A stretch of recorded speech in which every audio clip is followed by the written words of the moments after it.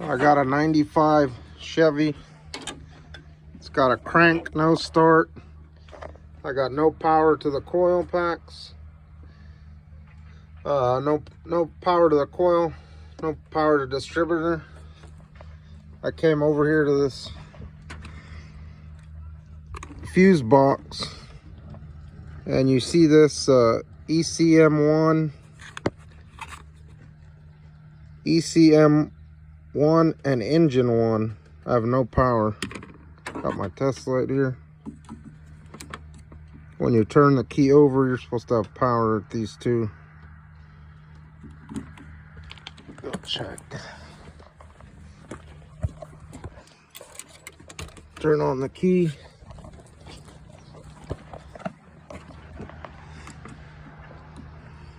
Yeah, I got no power at that ECM1 and engine 1. No power. The key forward. Try to crank the truck. See, it cranks over, but I got no power. See, no spark. So then I came in here and I looked at the wires that were already exposed. That's for the ignition switch. And I came and messed with them.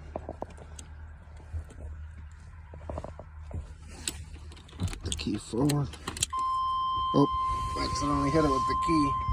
Let's see. Now, should have power at these two. See? Now I got power at the ECM1 and engine 1. Now I have power. Crank the truck over.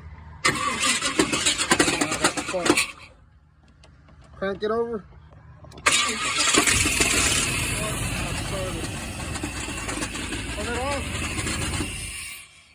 So if you have that problem, ECM1 and engine 1 aren't getting power, come and check your